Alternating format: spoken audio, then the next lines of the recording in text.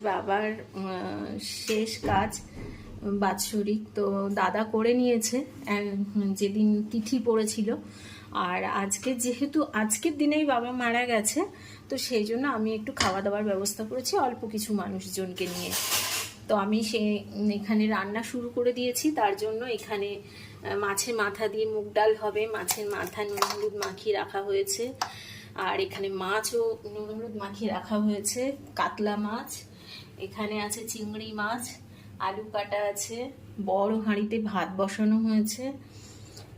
এখানে আছে ইলিশ মাছ, এখানে আছে পাবদা মাছ, ট্যাংরা মাছ, অনেক কিছু আছে। সব কিছু মাথাগুলো ভেজে তুলে রাখা হয়েছিল। এখানে আদা জিরে ফোড়ন মশলাগুলো সব ভালো করে ভাজা করে গোটা জিরে শুকনো লঙ্কা তেজপাতা ফোড়ন দিয়ে মাছের মাথা দিয়ে এবার মশলার সাথে একসাথে কষানো হচ্ছে। আর এদিকে বড় মাছের কালিয়া হবে। এখানে পেঁয়াজ বাটা দেওয়া হয়ে গেছে, এখানে টমেটো বাটা আছে। এটা ভালো করে ভাজা ভাজা। এখন মশলাগুলো সব কষে গেছে, তেলও উপরে উঠে গেছে দেখো। এবার পেঁয়াজ বাটা, আদা বাটা, রসুন বাটা, টমেটো বাটা সব কিছু দিয়ে মশলা ভালো করে কষানো হয়ে গেছে, তেল উপরে উঠে গেছে। এবার দিয়ে দেবো আমি এর মধ্যে একটু জল। কাতলা মাছের কালিয়া আমার হয়ে গেছে। এবার মাছের মাথা দিয়ে ডালটাও হয়ে গেছে।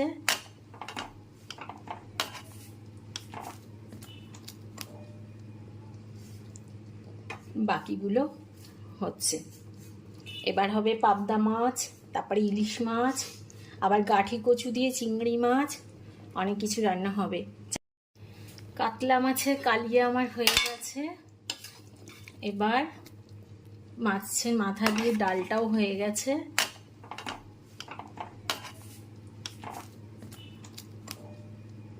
গেল এখানে কাতলা মাছের কালিয়া একটু আলু দিয়ে, এখানে ইলিশ মাছের ঝোল কালো জিরে আর বেগুন দিয়ে, আর এখানে মাছের মাথা দিয়ে মুগ ডাল, এইগুলো রান্না হয়েছে।